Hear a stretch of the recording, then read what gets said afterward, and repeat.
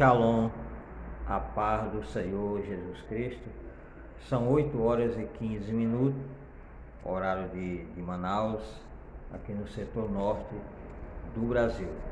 Aqui sendo a pessoa do pastor Edson, pastor missionário, da obra missionária Construindo Shalom.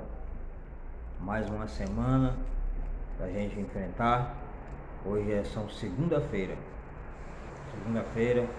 Hoje já é 19, mais ou menos aí, se não me falha a memória. Hoje é 19 de 12. Já estamos quase no final do ano. Mas desafio para nós vencermos. E essa semana eu já amanheci, já com a mente já tudo forjada, já tudo já programado para trazer mais uma reflexão até esse final de ano, para quando entrar o mês de janeiro já trazer uma plataforma nova. E nessa semana um tema que me chamou a atenção, que eu até já falei sobre essa reflexão.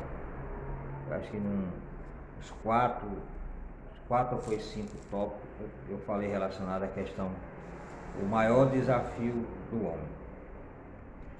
E aí eu vou voltar a esse tema. Eu falei que o maior desafio do homem seria a questão da sua família.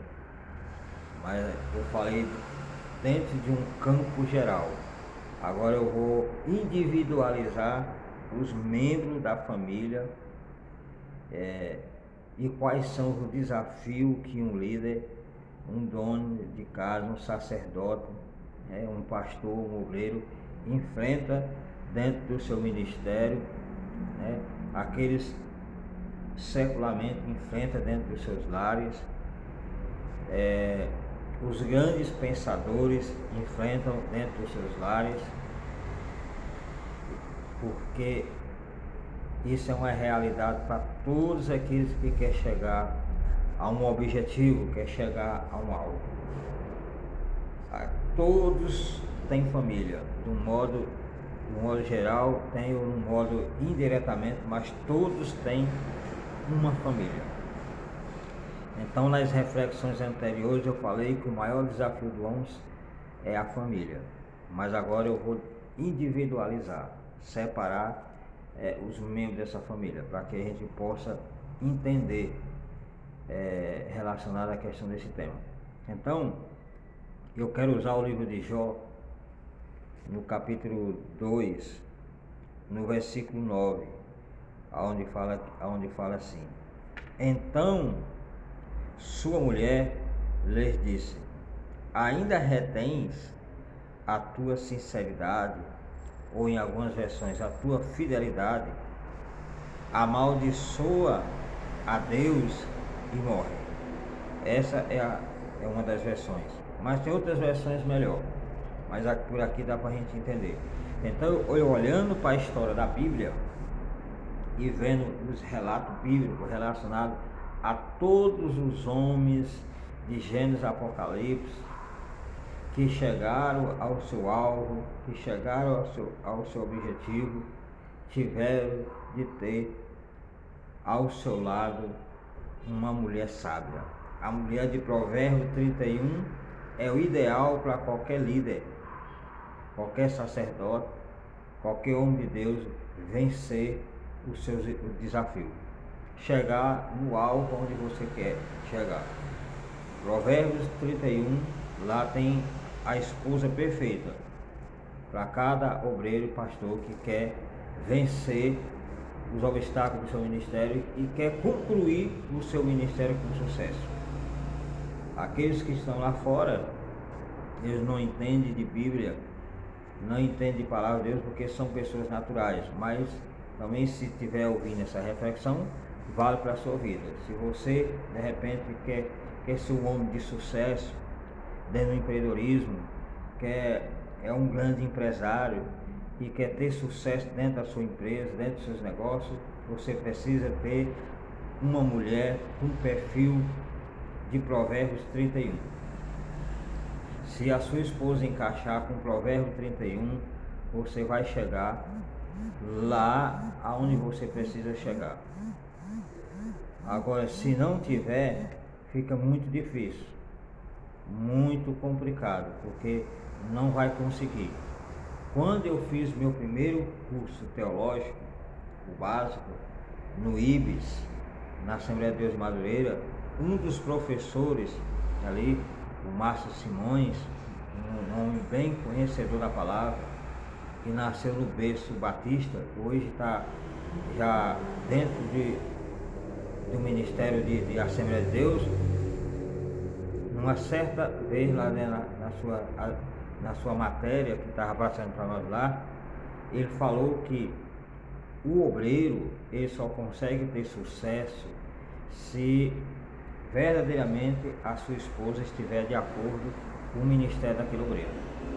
Se a esposa se levantar contra o ministério daquele pastor, com certeza ele vai ter grande luta. Se ele não conquistar a sua esposa para que ela entenda o propósito de Deus na vida dele, ele não vai conseguir vencer de jeito nenhum, porque Deus não vai destruir uma família para cumprir um objetivo, porque a maioria das vezes nós vemos que quando ambas as partes têm um ministério, mas a maioria acontece do lado da questão do pastor. O pastor tem um ministério, tem um objetivo, quer chegar ao alvo. A esposa não entende, cega, né?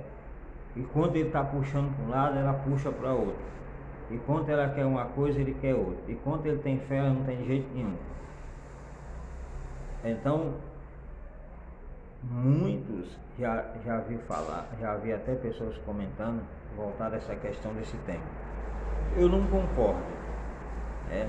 Mas tem muitos que, dentro do nosso meio pentecostal, e acha que quando uma pessoa está tendo impedimento dentro de um ministério, aonde o pastor quer desenvolver aquele papel dele, quer completar a sua chamada, e a sua esposa não está de acordo, nunca entra em acordo, sempre está puxando para trás. Alguns falam que Deus ele prepara aquela esposa e leva. Mas eu tenho outro conceito diferente. Olhando para a vida de Jó, Jó tinha um ministério, né? Jó tinha um objetivo a cumprir. E nós vemos a trajetória de Jó, que Jó sofreu muito. Jó pagou um preço altíssimo. Mas o maior desafio de Jó foi a sua esposa. Não foi propriamente a questão da sua enfermidade. Não foi essa enfermidade. Porque quando você vai lendo todo o assunto de Jó, ele começa a amaldiçoar o seu dia, ele começa a falar um bocado de coisa. Mas por quê? Porque ele entrou dentro de um campo de solidão, aonde os seus amigos abandonaram ele, aonde os seus parentes abandonaram, os seus vizinhos abandonaram, os filhos já tinham perdido, que foi a prova que Deus trouxe ali sobre a vida dele. E agora tinha a esposa que já estava próxima a perder. Mas ele continuou a exercer o seu papel. Então, para nós termos vitória, nós precisamos, em primeira mão, vencer a questão da personalidade forte da esposa. Porque se nós não conquistarmos a nossa esposa, para que ela possa entender o propósito de Deus na nossa vida, fica difícil nós completar a nossa chamada. Isso vale para qualquer obreiro que é casado, que tem família. Obreiros que não é casado, mas tem a sua namorada, ele também já tem que prestar atenção como é que é o relacionamento dele com a sua futura esposa. Porque se já dá problema no namoro, com certeza depois que casar, vai ser também problema no ministério. Então, eu vejo aqui que o maior desafio de Jó foi a sua esposa. Foi conquistar a sua esposa. foi trazer ela para dentro do campo de entendimento, porque ele estava passando por essa situação tão difícil, né? Porque nós não vou entrar no contexto anterior, o que levou ele a estar nesse estado, porque todo mundo já conhece a história de Jó. Então nós vimos aqui que a mulher, ele desafiou o seu esposo, aonde falou assim, então ela disse assim, ainda retém a tua sinceridade, ainda retém a tua fidelidade, amaldiçoa a Deus e morre. Então ela falou aqui 3 coisas aqui que, meu Deus, falou sobre a questão da fidelidade, falou da questão da maldição e falou da questão da morte. 3 verbos: fidelidade, maldição e morte. Agora, Jó, ele manteve a sua fidelidade com Deus, porque a comunhão que ele tinha com Deus era uma comunhão reta, era uma comunhão sincera, era uma comunhão genuína.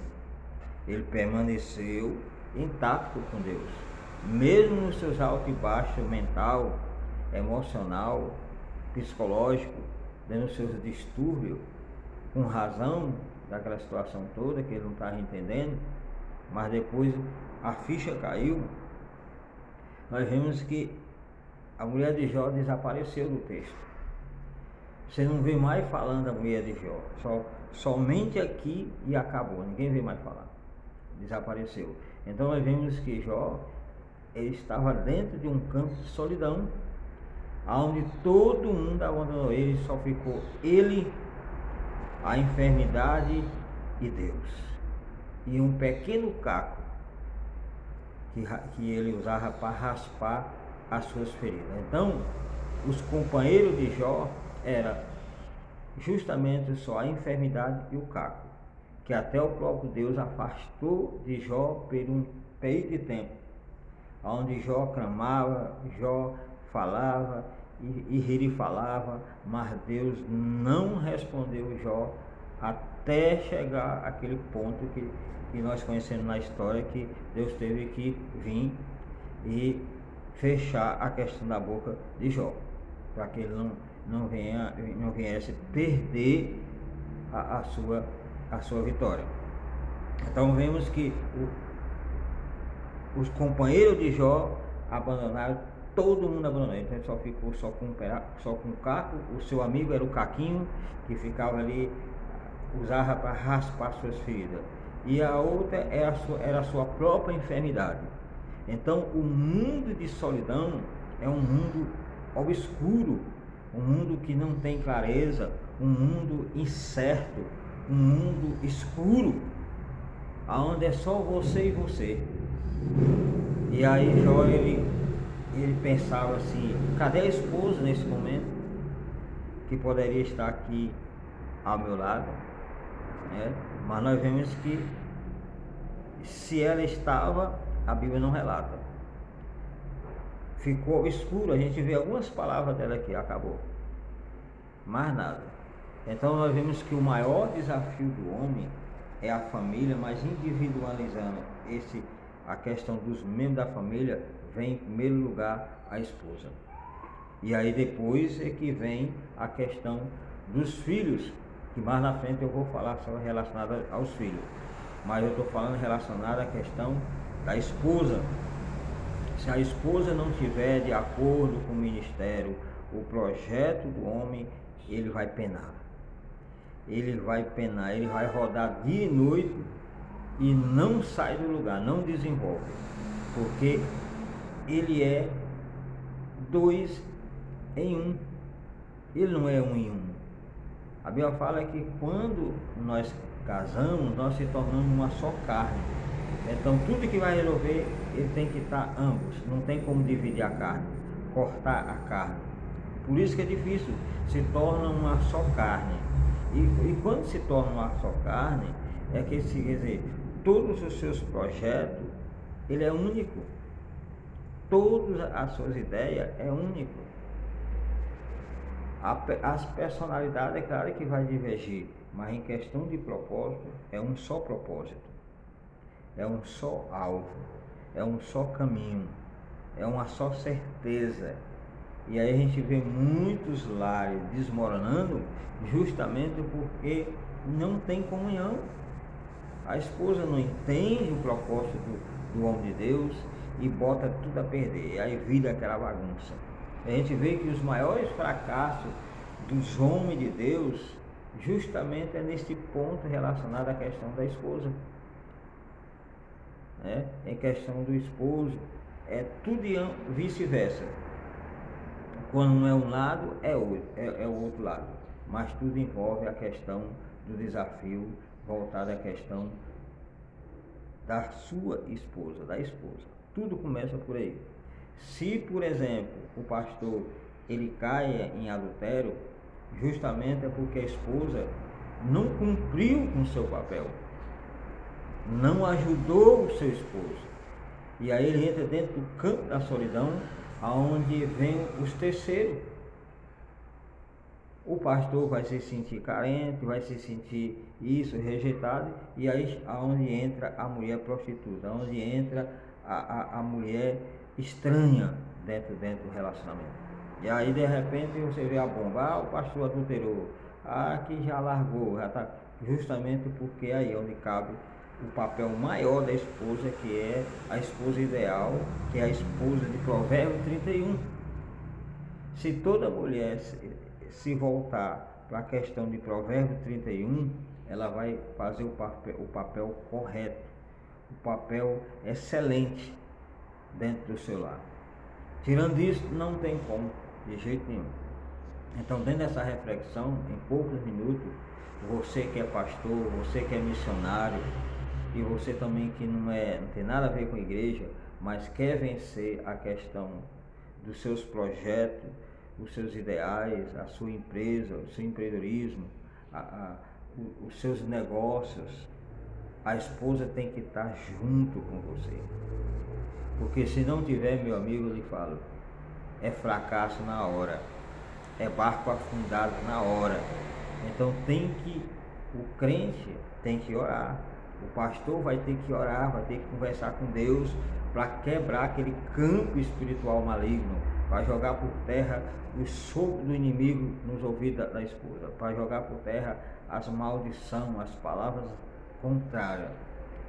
Porque quando um homem de Deus tem um grande projeto e ele quer chegar em algum lugar, todo ataque vem sobre a esposa. Porque se conseguir derrubar a esposa, derruba também o pastor. Por quê? Porque são ambos uma só carne. Se derruba, na sequência depois eu vou falar na questão dos filhos, né?